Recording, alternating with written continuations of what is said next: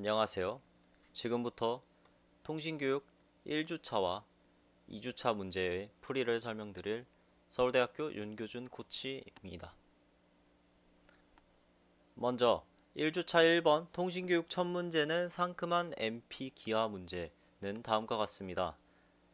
입력으로 W by H의 격자판 위에 놓여있는 여러 개의 단순 직교 다각형들이 그림과 같이 주어집니다. 이 경우에는 총 3개의 단순 직교 다각형이 놓여있는 경우예요.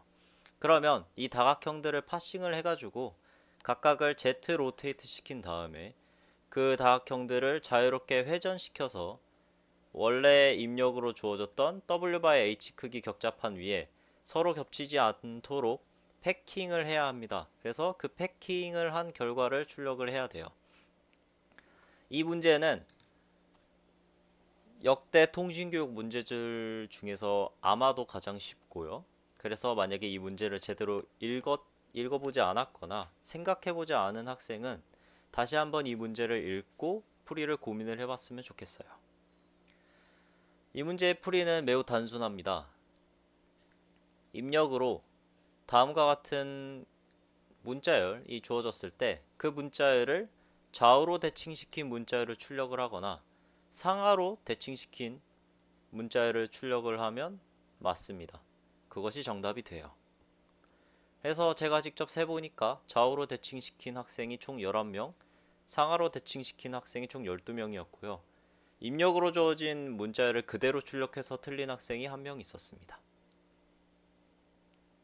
다음으로 1주차 2번 문제는 보치더락입니다. 문제가 상당히 길게 적혀 있지만 읽어야 되는 문장은 딱 3개밖에 없어요. 0 이상 10의 18승 미만의 정수 x가 주어지고 이것을 여러분들이 알아내야 돼요. 근데 이제 여러분들이 할 수 있는 질문은 어떤 정수 t를 정해서 양의 정수 t를 정해서 x에 t를 더한 그 정수의 각 자릿수의 합이 얼마냐는 쿼리를 날릴 수가 있고요. 그 쿼리를 총 70번 날릴 수가 있습니다. 그래서 그 70번의 질문을 통해서 이 정수 라지 x를 정확하게 알아내야 되고 여기에 오탈자가 사실 있었어요. 네, 이 문제의 핵심 아이디어는 다음과 같습니다. 다음과 같이 t라는 정수를 단 하나의 양의 숫자 값을 갖는, 그러니까 1, 10, 100, 1000, 만 등의 값들 중에서 하나를 골라서 그것을 1부터 9까지 곱한 뭐 그런 단순한 값으로 딱 정했을 때요. x에 t를 더한 값을 관찰을 해볼게요. 그때 지금 같은 경우는 받아 올림이 없는 경우인데요. 받아 올림이 없으면 이 x 더하기 t라는 값의 자릿수의 합이 원래 x가 가지고 있던 자릿수의 합에 t가 가지고 있는 자릿수의 합을 더한 것과 같아져요. 근데 만약에 받아 올림이 생기는 경우로 관찰해 봅시다. 받아 올림이 생긴다면 예를 들어서 이 경우를 보시면 5에다가 6을 더했더니 받아 올림이 생겨서 위로 하나가 올라간 경우인데요. 그러면 각각의 자릿수의 합을 관찰을 해보시면 4랑 5, 그 다음 6, 그 다음 5랑 1을 관찰을 해보시면 합이 더 작아졌다는 것을 알 수가 있어요. 받아 올림이 생기면 각 수의 자릿수의 합이 그 둘의 합의 자릿수의 합보다 커지게 됩니다. 그렇지 않다면 이 둘은 같고요. 좀 더 극단적인 케이스를 관찰해 봅시다. 9라는 숫자에 1이라는 숫자를 더해서 받아 올림이 총 4번 생긴 케이스인데요. 그러면 이 9999와 1이라는 숫자 그리고 30000이라는 숫자를 관찰해 보시면 이 부등식이 왜 성립하는지 알 수 있으실 거예요. 그럼 이 논리를 통해서 무엇을 할 수가 있냐? x에 어떤 자리수를 하나 고른 다음에 이 숫자가 얼만지를 총 4번의 쿼리 만에 알아낼 수가 있어요. 만약에 이 가려진 숫자의 값이 4라면 t를 여기에 0, 1, 2, 3, 4, 5, 0, 0, 0, 0, 0을 더했을 때는 자릿수의 합의 등호가 성립을 하겠죠. 근데 그러다가 6, 7, 8, 9를 선택해서 더하는 순간에는 이 부등호가 성립을 하게 될 거예요. 여만큼은 등호, 여만큼은 부등호가 성립하게 될 것입니다. 그래서 이 등호와 부등호가 바뀌는, 즉 받아올림이 생기는 그 시점을 찾아내면 되고, 이것은 저희가 잘 알고 있는 이분 탐색이죠. 그래서 이분 탐색으로 10개의 후보 중에 하나를 찾는 거니까, 정확히 말하면 11개의 후보죠. 그래서 11개의 후보 중에 하나를 찾는 거니까 총 4번의 쿼리 만에 알아낼 수가 있어요. 그래서 처음에 이제 라지 x의 각 자릿수의 합은 이제 t가 0일 때를 물어봄으로써 알아낼 수 있으니까 이때 쿼리 한 번이 소요가 되고요. 그 다음에 각 자릿수 x는 총 18개의 자리 숫자를 갖고 있는데 각각의 숫자를 4번의 쿼리만에 알아낼 수가 있기 때문에 이 경우에는 32에 72에 73번의 쿼리가 필요하게 됩니다. 근데 여기서 핵심 아이디어는 처음에 저희가 이 값을 알고 있기 때문에 18개의 숫자를 다 구할 필요가 없어요. 17개만 구하면 마지막 하나의 남은 숫자를 단순한 사칙 연산으로 알아낼 수가 있죠. 왜냐하면 우리는 총합을 알고 있으니까. 그래서 이거를 17로 줄이면 이 값이 69가 돼서 70보다 작기 때문에 문제를 해결할 수가 있습니다. 다음 1주차 3번 문제는 RCPC 202 개체지는 샤르멜 쉐이크라는 문제고요. 이 문제가 굉장히 복잡하게 적혀 있는데 간단하게 요약을 하면 다음과 같습니다. n×n 크기의 보드가 있고요. a, b라는 위치에 어떤 말이 하나 있고 c, d라는 위치에 어떤 말이 하나가 있어요. 그리고 총 n개의 방향 벡터들이 주어져요. 방향을 갖는 벡터들이 주어져요. 그 값들이 각각 xi, yi라고 합시다. 그래서 결국 해야 되는 게 무엇이냐라고 하면 각각의 표기법을 단순화해서 하나의 벡터라고 볼게요. 왜냐하면 여기서 위치라는 개념은 딱히 중요하지가 않거든요. 이렇게 하나의 벡터 수라고 봤을 때 저희가 꼭 해야 되는 게 무엇이냐라고 하면 다음과 같은 집합을 먼저 정의해야 됩니다. 이 x는 이 보드판 위에 놓여있는 어떤 말의 위치예요.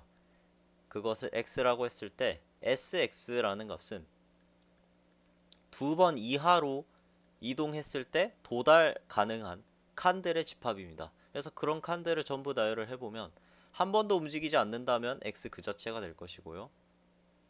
딱 한 번 움직이게 된다면 x의 어떤 di라는 값을 더한 게 될 거고, 2번 움직이게 되면 x의 di와 dj를 더한 값이 될 거예요. 이때 i랑 j는 같을 수도 있어요. 그럼 다음과 같이 집합 s를 정의했을 때 결국 해야 되는 쿼리가 두 가지입니다. 하나는 u가 움직여서 v를 잡을 수 있느냐 라는 문제를 하나 풀어야 되고요. 두 번째로는 v가 움직여서 도달할 수 없는 칸이 있느냐 라는 문제를 풀어야 돼요. 그래서 이 두 가지 문제를 푸셔야 됩니다. 첫 번째 문제는 매우 단순합니다. V가 이 집합 안에 속했는지를 묻는 것이니까 이 세 개의 집합 각각에 속하는지 안 속하는지 여부를 알아내면 돼요.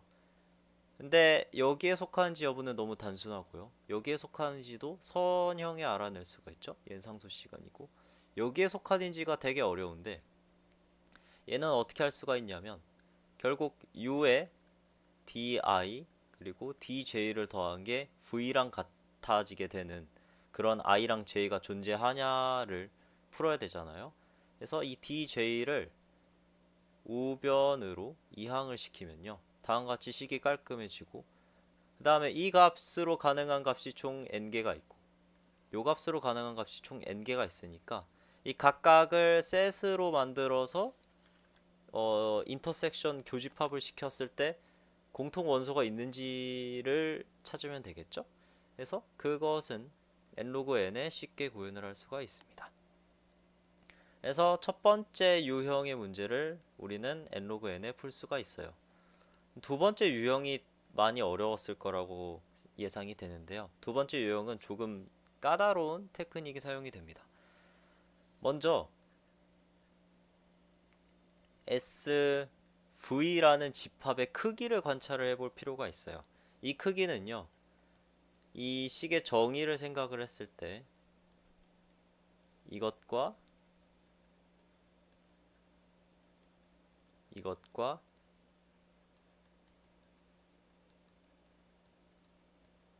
이것 세 개의 집합 각각의 크기의 합보다는 작거나 같을 거예요. 근데 이 값은 1이고 이 값은 n 이하일 거고요. 요 값이 이제 n제곱이 아니냐라고 생각을 할 수가 있는데, 잘 생각을 해보시면 i랑 j가 다를 때요, v 더하기 di 더하기 dj는 v 더하기 dj 더하기 di예요. 그러니까 i랑 j가 다르면 같은 원소가 두 개 이상씩은 들어가 있다라는 것이죠. 그래서 이 집합의 크기를 좀 더 정확하게 분석을 하면 n choose 2 더하기 n 이하임을 알 수가 있어요. 그래서 이것들을 각각 다 더해서 열심히 계산을 해보시면 대충 2분의 n제곱 정도 된다라는 사실을 알 수가 있습니다. 그 말은 무엇이냐라고 하면, 저희가 이제 이 n by n 보드판 위에 임의의 위치 x를 랜덤하게 잡아봅시다. 얘를 랜덤하게 택했을 때 이 x라는 원소가 sv라는 집합에 속하지 않을 확률이 대충 2분의 1 정도는 된다라는 소리예요.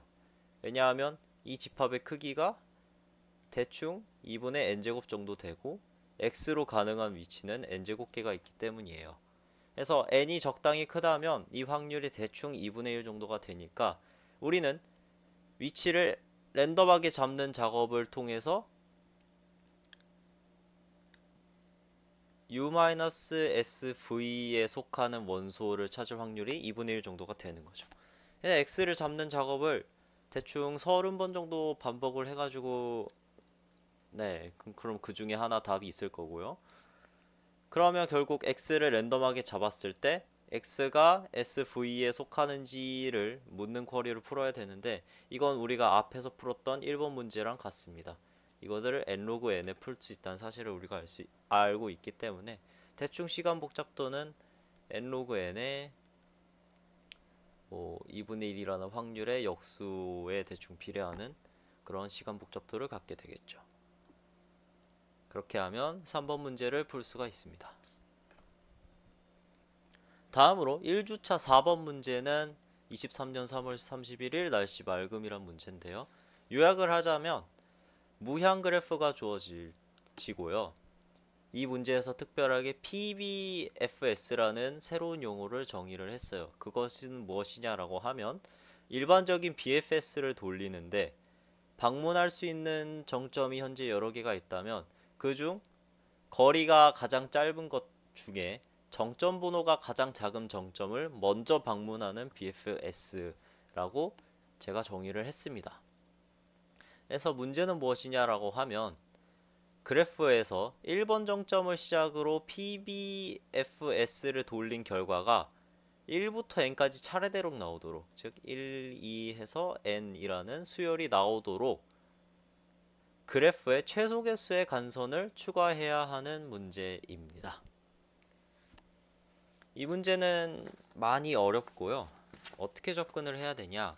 먼저 PBFS 결과가 1부터 n까지가 차례대로 나온 수열이다 와 동치인 것이 무엇이냐, 여기까지는 쉽게 관찰을 하셨을 것 같은데, dv라는 값을 1번 정점에서 v번 정점까지의 거리라고 정의를 했을 때 d1은 당연히 0일 거고요.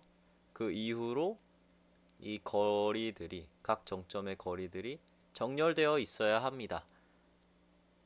거리가 정렬이 되어 있어야 PBFS 결과가 다음과 같이 나오고요. 근데 이 거리만 갖고는 이 문제를 해결하긴 조금 어렵기 때문에 그래프의 특징을 알아야 돼요. 먼저 DS부터 DE까지의 S부터 E까지 거리가 모두 똑같다라고 하고, ds-1부터는 하나 차이가 난다라고 합시다. d2 플러스 1에서도 하나 차이가 난다. 그리고 그 값이 얘는 p까지 이어지고 얘는 q까지 이어진다 라고 가정을 해볼게요. 그러면 이렇게 됐을 때 그래프가 어떻게 생겨야 되냐면, 먼저 p부터 s-1까지의 정점들이 하나의 그룹처럼 묶여 있고요. 저는 이것을 앞으로 그룹이라 부를 거예요. 그 다음에 s부터 e까지의 정점들이 또 하나의 그룹으로 묶여 있고, e 플러스 1부터 q까지의 정점들이 또 그룹으로 묶여 있어요. 그리고 간선들이 어떻게만 존재를 해야 되냐면, 인접한 두 그룹 사이에는 간선들이 막 자유롭게 있을 수 있고요. 여기도 이렇게 자유롭게 있을 수 있고요. 그 다음에 같은 그룹 안에서도 간선이 자유롭게 있을 수 있습니다. 네. 그리고 이렇게만 간선이 존재해야 돼요. 즉 인접하지 않은 두 그룹 사이에 간선이 존재하게 되면 그것의 PBFS 결과가 1부터 n이다가 성립하지 않게 돼요. 네, 이런 간선이 없어야 됩니다. 그리고 또 하나 중요한 조건이 있는데요. 그래프가 커넥티드여야 되기 때문에 S와 E 사이에 있는 모든 정점 V에 대해서 V가 자기 이전 그룹의 어떤 정점과 연결이 되어 있어야 됩니다. 이런 간선이 적어도 하나 이상 존재해야 돼요. 각 V에 대해서. 네. 그래서 이런 두 가지 중요한 조건을 가지고 있고, 이런 성질로부터 우리는 DP풀이를 이끌어낼 거예요. 처음으로 관찰을 하셔야 되는 것은 어떤 그룹에 속한 V라는 정점을 봅시다. 그러면 이 V와 연결된 입력에서 주어진 간선들이 여러 개가 있을 거예요. 네, 그래서 V보다 인덱스가 작은 정점들을 차례대로 U1부터 UK라고 부르고, V보다 인덱스가 큰 정점들의 번호를 차례대로 W1부터 WR이라고 불러볼게요. 그럼 첫째로 V 입장에서는 요 간선들을 신경 쓸 필요가 없습니다. 그리고 사실 V 입장에서 제일 중요한 간선은 요 간선이에요. 가장 번호가 작은 요 U1입니다. 왜냐하면 U1이 의미하는 바가 무엇이냐면요, V 직전에 그룹에 U1이 반드시 속해야만 한다라는 조건을 나타내기 때문이에요. 그리고 이 조건들이 각 정점들에 대해서 모두 성립을 하게 되면 그래프가 요런 꼴로 생기기 때문에, 네, PBFS가 1부터 n까지 차례대로 나오게 됩니다. 그래서 각 정점 입장에서 제일 중요한 것은 나와 연결되어 있는 정점들 중에 번호가 제일 작은 정점이다 라는 사실을 관찰을 하셨다면, 다음과 같이 값을 정의를 해볼게요. AV라는 값을 V와 연결된 정점 중에서 인덱스가 가장 작은 그 정점의 번호, 여기서는 U1이 될 것이고요. 만약에 그러한 정점이 없다, V와 연결된 간선이 하나도 없거나 V가 모두 자기보다 인덱스가 큰 정점들로와만 연결되어 있다라고 하면 그 값을 V라고 정의를 하겠습니다. 그래서 우리는 이 AV라는 값을 되게 유의미하게 관찰하고 이 값들을 잘 조정을 해볼 거예요.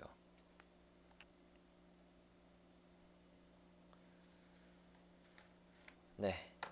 그래서 만약에 우리가 간선들을 잘 이어가지고 문제에서 요구하는 그래프를 만들었을 때 상황을 한번 봅시다. 그래서 그 상황에서의 그룹이 다음과 같이 묶여 있다고 할게요. 먼저 1번 정점은 자기 혼자 하나의 그룹을 이룰 것이고요. 2번 정점부터 어떤 정점까지 이렇게 그룹을 만들 거고, 그 다음 정점부터 또 연속하게 그룹을 만들 거고, 이렇게 그룹이 지어져 있을 거예요. 네. 그렇게 해서 그 그룹이 n까지 이어지겠죠. 그래서 우리는 이 각 그룹의 끝 정점 번호를 2라고 지정을 해볼게요. 그래서 이 제로를 1이라고 두고 요 값을 E1, 요 값을 E2, E3라고 해서 이 K까지 있다라고 가정을 해봅시다. 그러면 요 정점의 번호는 E1 플러스 1, 얘는 E2 플러스 1, 여기는 이 K-1에 더하기 1이 될 거예요. 그랬을 때 AV라는 값이 가져야 되는 조건을 한번 관찰을 해볼게요. 먼저 이 i-1 플러스 1이라는 정점부터 이 i까지가 하나의 그룹을 이룰 것이고요. 이 그룹에 속한 어떤 정점 v를 보겠습니다. 그러면 이 v는 av라는 정점이랑 연결이 되어 있을 텐데 이 정점은 어느 그룹에 속해야 되냐면 지금 v가 속해 있는 그룹 바로 직전에 속해 있어야 돼요. 그래서 그 그룹은 이 i-1로 끝나고 이 i-2 더하기 1로 시작을 합니다. 그래서 이렇게 연결이 되어 있어야만 하고, 이 조건을 수식으로 표현을 해보자면 이 i-2보다 크고 이 i-1 이하인 곳에 a2 i-1 더하기 1부터 a2 i라는 값들이 모두 들어 있어야 한다 라고 서술할 수 있겠습니다. 그러면 우리의 목표는, 우리가 원래 풀던 문제는 어떻게 바뀌게 되냐면요, 간선을 추가한다는 행위는 결국 어떤 AV를 하나 골라서 그 값을 우리가 원하는 값으로 작게 만들 수 있다라는 거예요. 우리는 이 값을 크게 키울 수는 없지만 간선을 추가함으로써 이 값을 작게 만들 수는 있죠. 그래서 이 값을 작게 만들 수 있는 연산이 있을 때 그 연산을 최소 횟수로 적용을 해서 이런 그룹핑이 가능하고 각각 그룹핑이 이 조건을 만족하도록 하라 라는 문제라고 해석할 수 있습니다.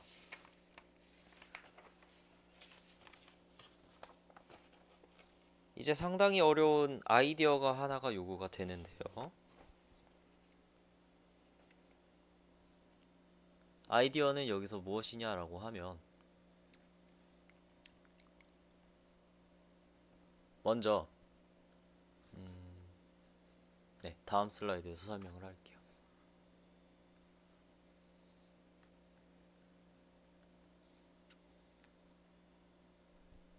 이 i-1 플러스 1부터 이 i까지 속해 있는 어떤 그룹이 있고 그 안에 속해 있는 정점 v를 보고 있습니다. 그래서 우리가 지금 관찰하고 있는, 보고 있는 그룹이 이것이고요. 그 다음에 이 직전의 그룹이 있을 거예요. 이 직전의 그룹을 우리가 이전에 처리한 그룹이라고 불러볼게요. 이렇게 부르는 이유는 우리가 각 그룹을 차례대로, 앞에서부터 차례대로 만들어 나가면서 어떤 DP를 수행할 것이기 때문에 그 큰 그림을 그리고 있어요. 그리고 이 V는 AV라는 정점이랑 연결이 되어 있을 거고요. AV가 속한 그룹은 이 i-1로 끝나고 이 i-2 플러스 1로 시작하는 그룹입니다. 근데요, 잘 관찰해 보시면 먼저 다음과 같은 조건이 성립해야 된다라고 앞에서 말씀을 드렸는데, 일단 이 조건이 되게 못생겼습니다. 왜냐하면 우리는 만들고 있는 그룹의 오른쪽 끝점 정보만 갖고 무언가를 DP를 수행을 하고 싶은데, 이 부등식에는 이전에 처리한 그룹의 왼쪽 끝점 정보까지를 요구하고 있기 때문에 이렇게 되면 DP에서도 n제곱의 스테이트가 생기게 되죠. 그렇게 되기 때문에 이 부등식은 상당히 거슬려요. 근데 조금 더 잘 관찰을 해보시면 사실 이 조건은 AEI에서 끝나는 게 아니에요. AEI 플러스 1부터 AN까지도 모두 성립해야 됩니다. 만약에 이 뒤에 있는 어떤 정점에 AV 값이 이 EI-2를 넘어가게 된다면요, 요렇게 두 개의 그룹이 생긴다는 것 자체가 말이 안 되게 됩니다. 네. BFS를 돌리면 요렇게 가버리니까, 네, 거리가 단조 증가하지가 않겠죠. 그렇기 때문에 이 뒤에 있는 정점들의 A 값도 EI-2보다는 커야 돼요. 그렇기 때문에 이 부등식을 어디서 고려를 해줄 수가 있냐면, 이 이전에 처리한 그룹이 처리가 되고 있을 때 이 조건을 고려를 해주는 겁니다. 그렇게 생각을 해버리면 우리가 현재 보고 있는 그룹을 만들 때는 이제 이 I 값을 정하고 있는 시점이 될 텐데, 그 시점에 우리가 고려해야 되는 부등식은 다음과 같은 두 개의 부등식으로 바뀌게 돼요. 첫째는 원래 우리가 앞에서 보았던 AEI-1 플러스 1부터 AEI가 모두 EI-1 이하여야 된다라는 부등식이고요. 하나는 이 이전 부등식을 이 이전 그룹의 부등식을 지금 그룹의 부등식으로 재해석을 하면 이 i-1이 보다 i 플러스 1부터 an까지의 값들이 다 더 커야 된다라는 조건으로 바뀌게 되는 것이죠. 그리고 이 부등식도 잘 관찰해 보시면 ai-1부터 a1까지의 값에 대해서도 모두 성립한다는 사실을 알 수가 있어요. 이것은 매우 당연한데요. av라는 값을 우리가 앞에서 정의할 때 항상 v 이하가 되도록 정의를 했기 때문에 요 값들은 자명하게 ei-1 이하가 됩니다. 즉 무엇이냐라고 하면요, 우리가 이 이전 그룹까지 딱 만들었고 지금 그룹을 만들 때 이 ei가 고려해야 되는 부등식이 다음같이 두 개가 된다라는 것이에요. 그리고 우리는 이것으로부터 dp식을 하나 얻을 수가 있습니다. 그래서 그 dp를 다음같이 정의를 해볼게요. dv라는 dp를요, 이제 1부터 v까지의 정점들을 각각 잘 그룹핑을 해줬고, 마지막 그룹의 오른쪽 끝점이 v다. 그리고 그것을 위해서 우리가 a1부터 av까지를 최소 횟수로 수정을 했다. 이때 수정 횟수를 dv라고 정의를 할게요. 그럼 이제 우리는 점화식을 얻어야 되는데요. dn이라는 값을 한번 구해봅시다. 그러면 n이라는 정점이 어떤 그룹의 끝이 돼야 되고요. 그 그룹 직전의 그룹 오른쪽 끝이 v고 여기가 v 플러스 1인 상황을 한번 가정을 해볼게요. 그럼 이때 v와 n이 가져야 되는 조건들이 마구 있잖아요. 첫째는 v는 1 이상 n 미만이어야 되고요. a1부터 an보다는 모두 v가 커야 되고, 그 다음에 an 플러스 1부터 a 라지 n까지에 대해서는 v가 더 작아야 돼요. 그래서 요 조건을 한번 보시면요, 먼저 이 뒤에 있는 AV 값들에 대해서는 우리가 수정을 안 하는 것이 이득이에요. 네. 왜냐하면 우리는 AV 값을 낮추기만 할 수 있기 때문에 굳이 비용을 지금 들여가면서 V로 가능한 범위를 더 좁힐 필요는 없습니다. 그러면 우리가 수정해야 되는 값들은 다 여기에 있고요. 그리고 정확하게 말하자면 v 플러스 1부터 an만 실제로는 수정할 가치가 있겠죠.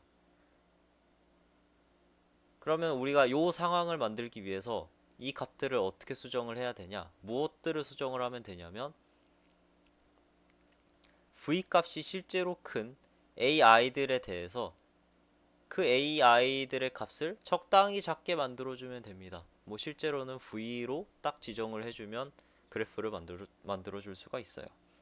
그래서 dn이라는 dp식을 어떻게 정의를 할 수 있냐면 1 이상 n 미만의 모든 v에 대해서 dv 더하기 1 이상 n 이하인 모든 i에 대해서 AI 값이 V보다 큰 그런 i들의 개수를 더해준 것과 같다라는 사실을 알 수가 있어요. 근데 요것을 이제 어떻게 빠르게 계산할 수 있느냐라고 하면요. 세그먼트 트리로 쉽게 계산할 수 있는데요. 키를 인덱스를 주시고요. value로 이제 dp 값을 넣어 주시고 그 다음에 n이 점점 커져감에 따라서 이제 요 항을 처리를 해줄 건데요. 만약에 지금 dn을 구하고 있다면 이제 얘 입장에서 보시면요. am보다 작은 v들에 대해서 페널티 1이 부여가 되는 거잖아요. 그래서 1부터 an-1까지 요 구간에 1을 더해주는 쿼리를 해주고 그 다음에 그렇게 해서 n 값을 이제 구간 미니멈 쿼리로 구하고 그 값을 dn으로 삽입해주는 구간의 상수 더하기 구간의 미니멈을 지원하는 그런 세그먼트 트리를 구현을 하시면 되고 이것은 레이지도 필요가 없죠. 그래서 그렇게 구현을 하면 n 로그 n 이라는 시간 만에 빠르게 이 문제를 해결을 할 수가 있고요. 조금 더 잘 생각을 해보시면 이 페널티 항이 되게 특이하게 생겼기 때문에 선형에도 문제를 해결할 수가 있습니다. 이것은 챌린지로 남겨둘게요. 이것으로 1주차 문제는 끝났고요. 이제 아니네요. 1주차 5번이 남았네요. 1주차 5번 문제는 이렇게 상자가 쌓여 있고요. 어떤 한 상자를 골라서 얘를 만약에 오른쪽, 왼쪽 혹은 오른쪽으로 밀 수가 있는데 오른쪽으로 밀게 되면 상자가 다음과 같이 밀려서 떨어집니다. 그래서 이 작업을 최소 횟수로 반복을 해서 각 상자가 이제 높이 1 안에 모두 들어오도록 평탄하게 만드는 작업을 해야 돼요. 그것을 위해서 최소 몇 번의 연산이 필요하냐 그 문제를 해결하는 것이고요. 푸는 것이고요. 아이디어만 간단하게 말씀드리고 자세한 증명은 생략하도록 할게요. 첫째로 각 상자를 정점으로 해석을 합니다. 네, 정점으로 해석을 하고요. 요런 빈칸이 있잖아요. 요런 빈칸에 올 수 있는 왼쪽에서도 올 수 있고 오른쪽에서도 올 수 있을 텐데 왼쪽에서 오게 된다면 요 상자가 이렇게 오겠죠? 이 상자 혹은 그 오른쪽에 있는 상자를 왼쪽으로 2번 밀면은 요 빈칸으로 떨어지니까 이 정점과 요 정점을 2라는 코스트로 이어요. 네. 그럼 여기에도 빈칸이 있으니까 요 빈칸을 보면 요 빈칸은 요 상자가 왼쪽으로 3번 밀려서 올 수가 있죠. 요 상자를 왼쪽으로 3번 밀면 네, 이 상자가 요 바닥에 놓이게 되니까 이렇게 3으로 있고 여기도 4로 이어요.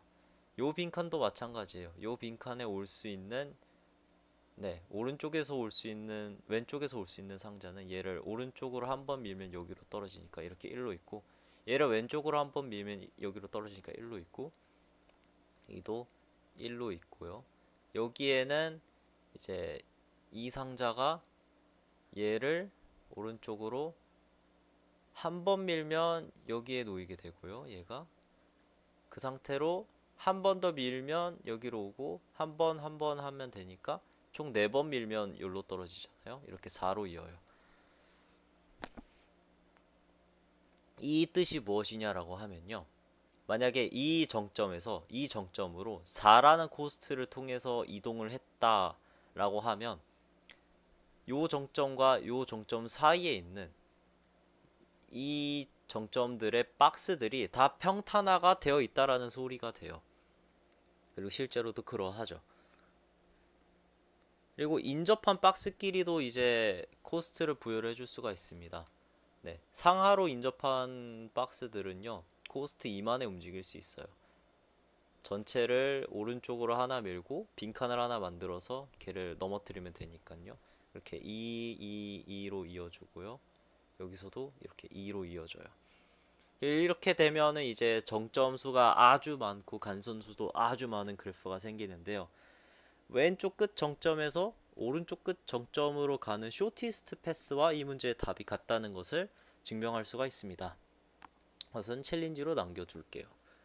그러면 이 문제에서 이제 쇼티스트 패스를 어떻게 구하느냐, 정점과 간선수가 많지 않으냐 싶은데요.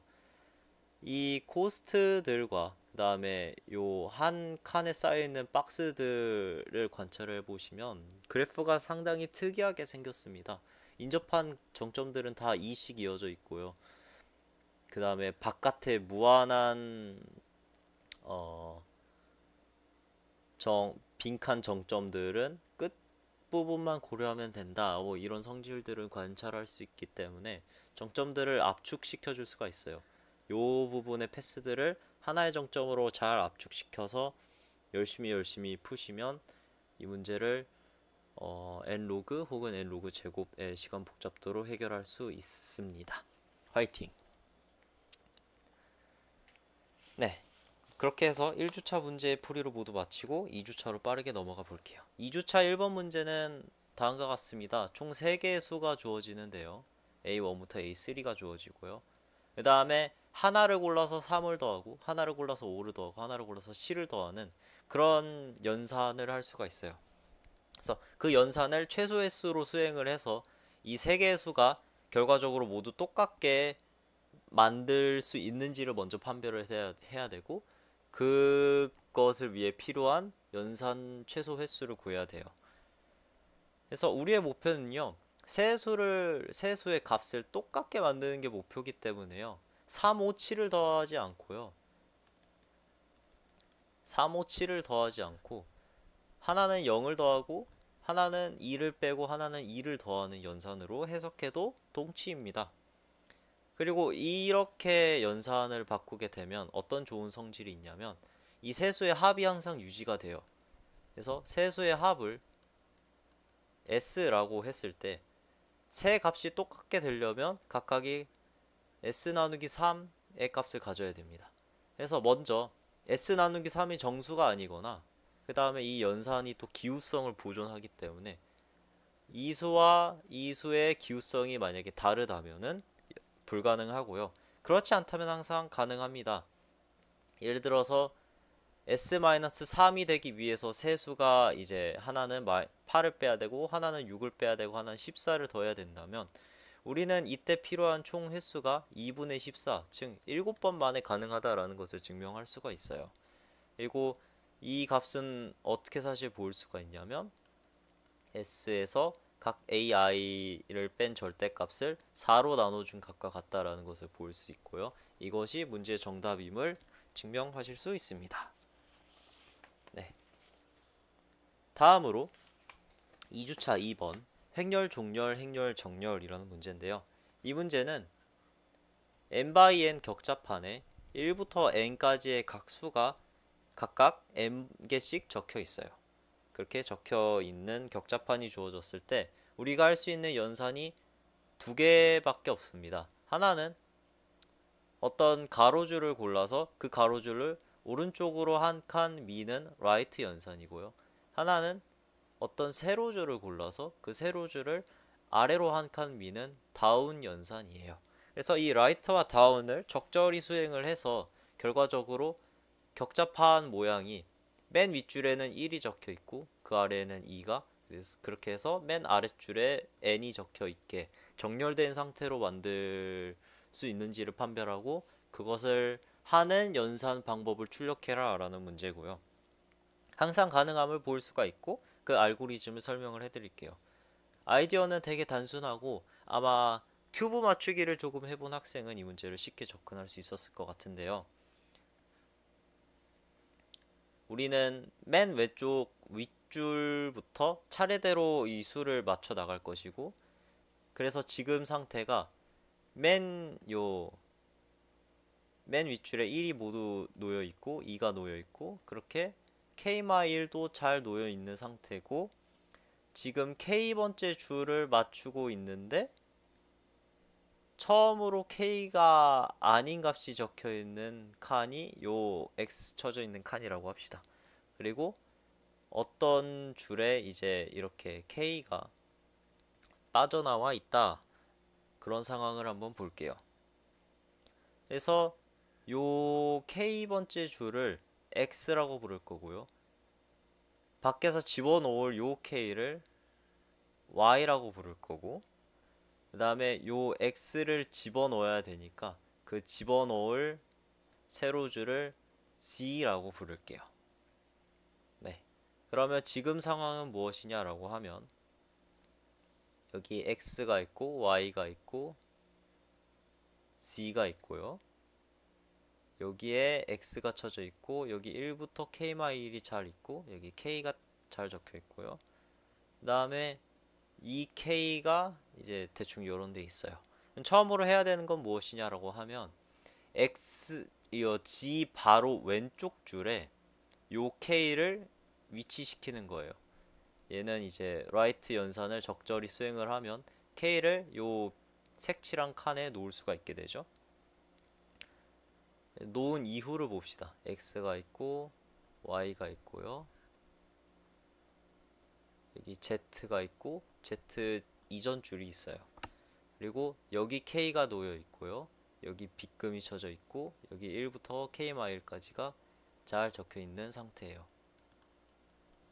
그 다음은 뭘 하냐면요. 요 G줄을 적당히 내립니다. 그래서 어떻게 하냐면 요 X가 쳐져 있는 요 칸을 요 색칠한 칸까지 내릴 거예요. 그렇게 내리게 되면 여기 K가 있고요. 여기 X가 쳐진 값이 놓이고 K-1부터 1이 이렇게 잘 연속되게 붙어 있을 거예요. 그러면 요 K를 이제 오른쪽으로 하나 밀어요. 그러면 이 빗금 친 X칸을 요 K가 밀어내서 여기 K가 놓이게 되겠죠? 그럼 그때 상황은 무엇이냐라고 하면 여기 X, Y가 있고요. 여기 G가 있고 K가 여기 잘 있고요. K-1부터 1까지가 잘 이렇게 연속하게 붙어 있는 상태예요. 그래서 얘를 다시 잘 돌려서요. 잘 돌려서 요 K가 요 색칠한 칸으로 놓이게 합시다. 그러면은 결과적으로 요 K가요. 요 X를 밖으로 밀어내고 요 안으로 들어간 형태가 돼요. 여태까지 수행한 연산 횟수를 보시면요. 요 두 개의 연산을 하는데 이제 n번 이하가 소요가 되고요. 요 두 개의 연산을 하는데 n번의 연산이 소요가 돼요. 그래서 하나의 잘못 들어간 K를 올바른 위치로 놓게 하는데 2n번 이하의 연산이 필요하고요. 그리고 총 칸의 개수가 n제곱개니까 2n 3승번 안에 큐브를 모두 이렇게 맞출 수가 있게 되는 것이죠. 실제로 뭐 일부 학생들의 경우에는 이제 K가 요런 데에 놓인 케이스도 고려를 해야 될 수도 있고요. 이 경우에는 얘를 하나 내리고 오른쪽으로 빼서 K가 요 X줄 위에 놓이지 않도록 하는 연산이 필요할 수도 있기 때문에 실제 그렇게 구현을 하면 대충 3n 3승 더하기 b고 n제곱 정도의 연산 횟수가 필요하게 되고 그런 풀이도 허용할 수 있도록 제한을 잡아 놓았습니다. 그래서 이렇게 격자판을 정렬을 하시면 돼요. 다음으로 2주차 3번 랜덤 셔플 댄서 교준 문제입니다. 이 문제는 어떤 문제냐고 하면 1부터 n까지 카드가 이렇게 차례대로 놓여 있고요. 이제 관객이 어떤 수 P를 외치면 위에서 P개의 카드를 랜덤하게 섞어요. 얘를 이렇게 막 섞습니다. 그래서 그 작업을 총 K번 반복을 할 때 처음에 X가 적혀 있었던 카드가 이제 막 섞여서 어느 위치로 이동해 버렸을 텐데 그 위치의 기대값을 구하는 문제예요. 이 문제의 핵심 아이디어만 간단하게 설명을 드릴게요. 예를 들어서 1부터 100까지의 카드가 차례대로 놓여 있고요. 뭐 10이라는 카드의 위치를 우리는 한번 찾아보도록 합시다. 근데 관객이 처음에 3을 불러서 위에 3장을 섞었고 7을 불러서 위에 7장을 섞었고 그 다음에 15를 불러서 위에 15장을 섞었고요. 다시 3을 부르고 7을 불렀어요. 그러면 요 10이라는 카드가 어디에 있을까요? 그 각 위치에 대한 확률 값은 어떻게 될까요? 그 값은 되게 단순합니다. 요 가장 깊게 섞은 요 15라는 값을 기준으로 보았을 때 여기 요 1부터 15까지 균등한 확률로 요 10이라는 카드가 위치하게 됩니다. 왜냐하면 이 카드가 한 번이라도 셔플이 딱 되면요, 그 순간에는 확률 값이 균일하게 되고, 균일한 확률 분포를 가질 때에는 어떻게 섞더라도 다시 또 균일해져요. 네. 예를 들어서 15 다음에 30으로 섞었어도 확률은 균일합니다. 왜냐하면 여기에 10이라는 카드가 균일하게 분포했는데 그걸 다시 또 균일하게 섞었잖아요. 그래서 항상 확률은 균일하게 돼요. 네. 그래서 이 핵심 아이디어를 갖고 이제 문제를 해결을 하시면 됩니다. 그러면 이제 대충 어떤 케이스들이 될 거냐면, 관객이 총 이제 K번 수를 부르잖아요. 그럼 그때 맥시멈 값을 잡고 뭐, 네, 뭐 라지 X라 뭐라고 하죠? 뭐 B라고 합시다. 그러면 네, 이 B라는 값이 X 미만일 때는 카드가 그대로 있을 거고요. X 이상이 되면은 이제 1부터 B까지 균일한 확률로 이제 섞이게 될 거고, 그러면은 네, K의 수를 임의로 불렀을 때 그때 맥시멈이 B인 경우의 수, 뭐 그런 걸 문제를 풀어야 되는데, 그거는 어떻게 접근하시면 되냐면 각각의 수를 B 이하로 부르는 경우의 수에서 B 미만으로 부르는 경우의 수를 빼시면 됩니다. 네, 그래서 이게 이제 B의 K승가지가 있고 이게 B-1의 K승가지가 있으니까 뭐 이렇게 빼면 경우의 수가 나올 거고, 그것을 잘 식정기를 하셔서 푸시면 됩니다. 다음으로 2주차 4번 문제는 구간복사 점 쿼리 문자열 문제인데요. 이제 길이 L의 문자열 S가 있는데 이 S라는 문자열을 여러분은 알지 못해요.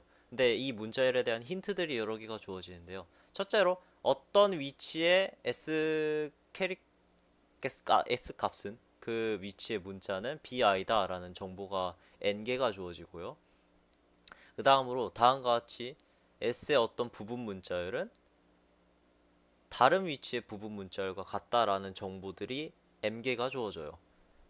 그리고 문제의 조건을 잘 읽어보시면 이 di라는 값은 항상 ci보다 작다라는 조건이 있습니다. 이 조건이 되게 중요해요. 그때 어떤 특정 위치의 문자가 무엇인지 그것을 알 수 있냐 없냐, 알 수 있다면 그 문자가 무엇이냐라는 쿼리가 Q개가 주어질 때 그 Q개의 쿼리를 해결하셔야 됩니다. 먼저 어떻게 할 수가 있냐면요, 요 두 번째 정보가 되게 중요하고 이거를 시각화하는 것이 중요한데, 이것이 곧 뭐냐면요, S라는 문자열이 이렇게 있을 때 이 문자열을 이렇게 조각조각 냅니다. 조각조각 내고 어떤 한 조각에 대해서 그 조각보다 왼쪽에 있는 길이가 같은 문자열을 딱 잡았을 때 이 둘이 서로 같다라는 정보를 주는 힌트가 바로 이거예요. 네, 예를 들어서 요 부분 문자열은 뭐 여기랑 같더라 라는 정보를 주는 거고, 요 부분 문자열은 여기랑 같더라 라는 정보를 주고 있는 거고, 어떤 조각에 대해서는 그 정보를 안 줄 수도 있고요. 어떤 조각에 대해서는 막 멀리 떨어진 데에 대해서 정보를 줄 수도 있죠. 그래서 이렇게 정보를 주고 있는 겁니다. 여기서 중요한 정보는요, 다시 한번 말하지만 이 친구가요, 원본 스트링보다 항상 왼쪽에 위치해 있다라는 거예요. 그리고 이 성질을 아주 알뜰하게 써먹을 거예요. 그래서 이 문제를 해결하는 핵심 키워드는 바로 캐노니컬라이제이션, 한국어로는 정규화 정도라고 할 수 있는데요. 각 위치를 정교화 시킬 겁니다. 어떻게 할 거냐면, 예를 들어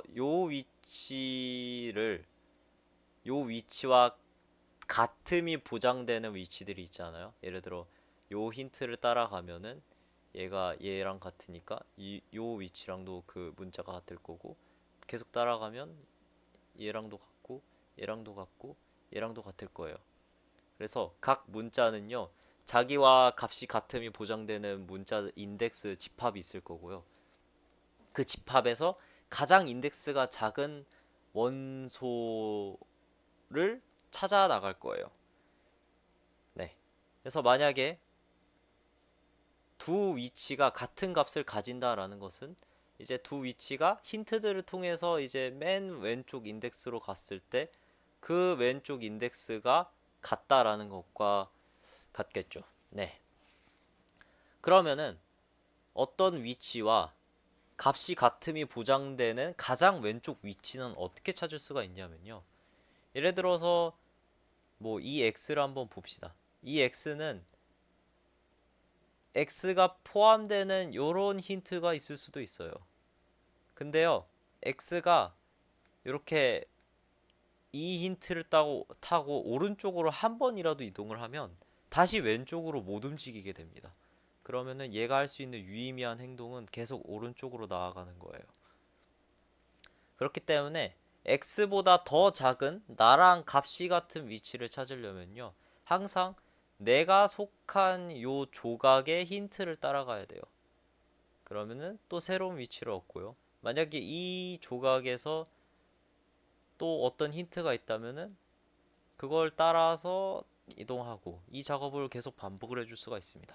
그렇게 하게 되면 내 위치와 값이 같은 가장 왼쪽 위치를 항상 정확하게 알아낼 수가 있어요. 여기서 여러분이 구현하실 때 주의해야 되는 케이스는 딱 하나인데요. 어떤 조각이 이렇게 있고요. 그 조각에 대한 힌트가 이렇게 겹쳐 있는 경우예요. 그러면은 요 x라는 값은 x라는 값은 얘랑도 같고 얘랑도 같고 얘랑도 같고 이렇게 되기 때문에 하나의 조각에 대해서 이 작업을 한 번만 해줄 수가 있잖아요. 우리는 목과 나머지를 통해 똑똑하게 이렇게 한 번에 점프를 해줄 수가 있기 때문에 이 한 번에 점프하는 것만 구현을 하시면 왼쪽으로 점프를 많아봤자 n번밖에 안 하겠죠. 그래서 각 위치에 대해서 각 위치의 가장 왼쪽 위치를 비고 n만에 구할 수가 있고요. 그것을 이제 요 n개의 힌트 각각에 대해서 처리를 하고 q개의 쿼리에 대해서 각각을 처리를 하면 이제 nm 더하기 qm 그리고 이제 어떤 위치가 어떤 조각에 속하는지를 뭐 셋 같은 거를 이용해서 구한다면 로그 m 정도가 붙겠죠? 이런 시간 복잡도의 문제를 해결할 수 있고요. 쿼리를 잘 정렬해서 잘 투포인터를 하면 요 로그 항도 떼버릴 수가 있어요. 그렇게 이 문제를 해결할 수가 있습니다. 마지막 문제입니다. 2주차 5번 문제고요. 이 문제는 요약을 하자면 어떤 H by W 격자판 위에 이런 장애물들이 있고요. 뭐 이렇게 생겼고 뭐 이렇게 생기고 이렇게 생겼다라고 합시다. 이런 장애물들이 마구 놓여져 있고요. 그 다음에 어떤 특정 칸이 주어집니다. 네, 이 칸이 이제 P, Q로 주어져요. 그리고 로봇이 있는데요. 로봇은요, 이 격자판 위를 자유롭게 이동을 할 수 있지만 장애물을 뚫고 지나가지 못해요. 장애물에 가로막히고 왼쪽, 오른쪽, 아래로는 자유롭게 이동할 수 있지만 위로는 이동할 수 없는 로봇이에요. 그때 요 특별한 칸으로 이제 도달 가능한 로봇들의 위치가 있겠죠? 그거는 우리가 이제 이렇게 쉽게 구할 수가 있어요. 아마도 네, 이렇게 생겼을 겁니다. 요 빗금친 칸들의 집합을 우리가 이제 라지 X 공집합이라고 한번 불러볼게요. 그때 우리는 무엇을 해야 되냐면요, 이 라지 X 공집합이라는 칸들 중 임의의 한 칸에 어떤 로봇이 놓여 있을 때 우리는 이 로봇의 위치를 알지는 못해요. 근데 어떤 고정된 특정한 방법으로 이 로봇을 움직였을 때 움직인 결과가 항상 요 P, Q에 놓여 있게 하도록 로봇이 특정한 방법으로 움직여서 종료했더니 어디서 시작하든 관계없이 항상 이 P, Q에 종료하도록 하는 그런 이동 방법이 존재하는지 그런 문자열을 찾아라 라는 문제고요. 이 문제를 해결하기 위해서 몇 가지 노테이션을 한번 정의를 해봅시다. 네. 그래서 요 X 공집합 각 칸에 모두 로봇이 놓여 있다라고 가정을 하고 그 로봇들이 모두 어떤 특정 방법으로 움직였을 때 로봇이 놓일 수 있는 위치들의 집합을 라지 XS라고 표현을 해볼게요. 예를 들어서 요런 뭐 4x4 격자판이 있고요. 여기가 이제 특별한 도착 지점이고 장애물이 이렇게 놓여 있다라고 해봅시다. 그러면은 라지 X 공집합은 이렇게 색칠된 칸들이에요. 이렇게 색칠된 10개의 칸들이 라지 X 공집합이 되고요. 라지 X 왼쪽은 무엇이냐? 왼쪽으로 로봇이 한 칸 움직였을 때 로봇이 위치할 수 있는 칸들은 여기 도트로 표현하고 있는 6개의 칸들이죠. 그래서 이 6개의 칸들이 라지 X L이에요. 그러면 문제는 무엇이냐면요. 어떤 특정한 방법으로 움직였을 때 그 집합이 우리가 문제에서 주어진 P, Q 딱 하나만 들어있는 집합이 되도록 할 수 있느냐 그런 문자를 찾아라 라는 것이고요. 첫 번째로 여러분들이 알아내야 되는 성질은 유의미한 스트링들을 보려면 유의미한 방법들을 보려면 그 방법의 라지 X 집합은 항상 라지 공집합의 부분 집합이어야 된다라는 거예요. 만약 이것이 성립하지 않는 어떤 방법으로 빠지게 된다면요. 이 라지 X 공집합에 속하지 않는 어떤 칸이 있다라는 건데 칸이 이 집합에 속했다라는 건데 그 칸에서는 절대로 P, Q로 갈 수 없잖아요. 그것이 라지 X 공집합의 정의니까. 그렇기 때문에 그 이후로는 더 이상 뭔가를 탐색할 필요가 없게 됩니다. 그래서 요 성질까지는 여러분들이 쉽게 관찰을 했을 것 같고요. 되게 어려운 상상하기 어려운 관찰인데요. 그냥 일단 답이 있다라고 가정을 하는 겁니다. 답이 있다로 가정을 하고 답이 없음 말지 뭐 라는 마인드로 가져갔을 때요. 여러분들이 이제 어떤 이런 순간에 빠졌어요. 네, 이것이 보장되는 어떤 방법을 찾았는데 이 이후로 이제 더 방법을 추가해서 이런 상태를 만들 수 있느냐라는 고민을 여러분들이 자주 하게 될 텐데 이런 T가 항상 존재합니다. 왜냐하면 그 T는 어떻게 잡으면 되냐면 원래 문제의 답을 잡으면 돼요.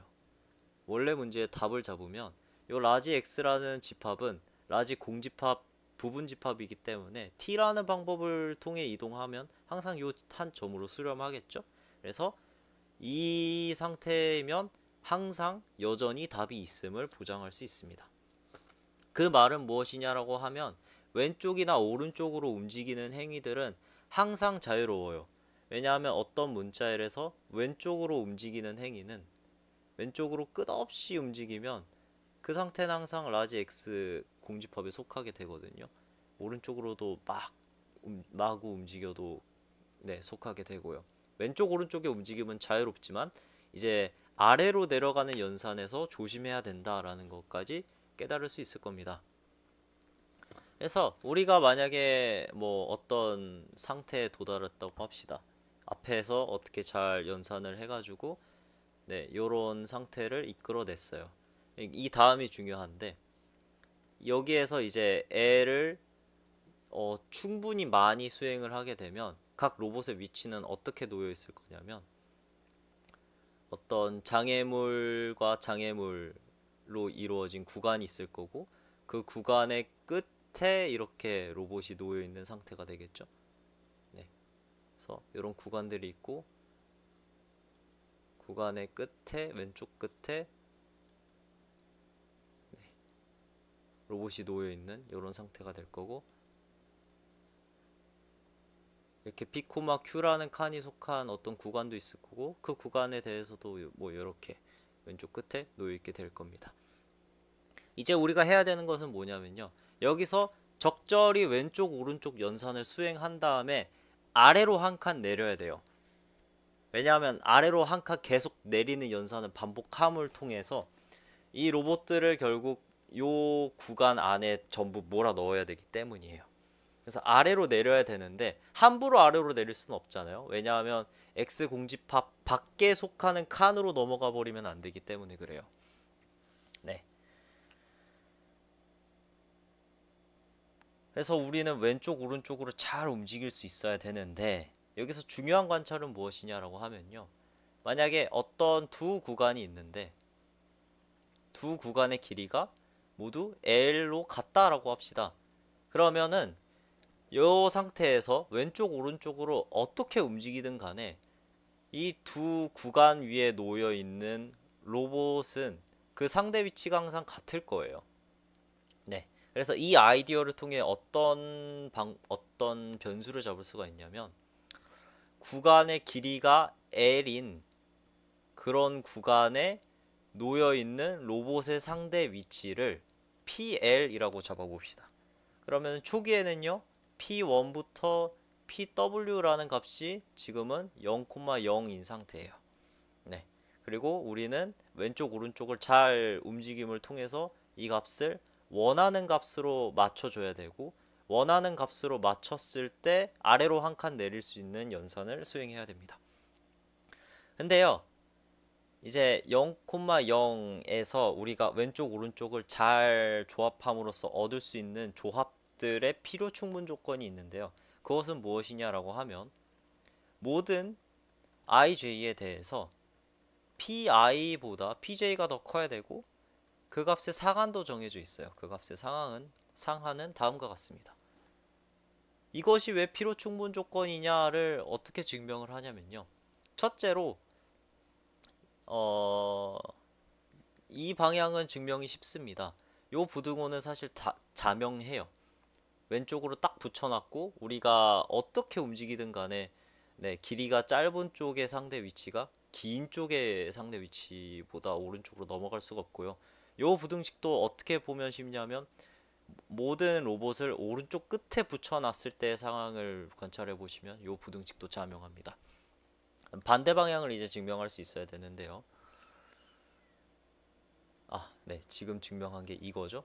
그리고 이 방향을 증명할 수 있어야 되는데 이것은 이제 이 조건이 성립하는 PI 조합이 있을 때 그것을 실제로 만드는 알고리즘을 만들면 되잖아요. 그것은 어떻게 하냐면요.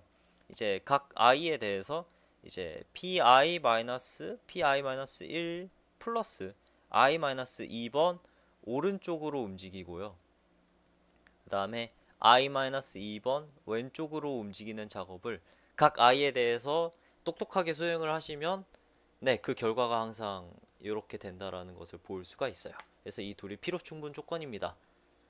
이것을 관찰을 하셨으면요. 사실 이 부등식을 어떻게 쪼개서 볼 수가 있냐면 pi보다 pj가 커야 된다. 그리고 pj-j는 pi-i 이하여야 된다. 이렇게 두 조건으로 쪼개고 보시면요. 이제 x 공집합 밖으로 나가지 않도록 D를 할 수 있는 PI들의 조합을 DP를 통해 알아낼 수가 있어요.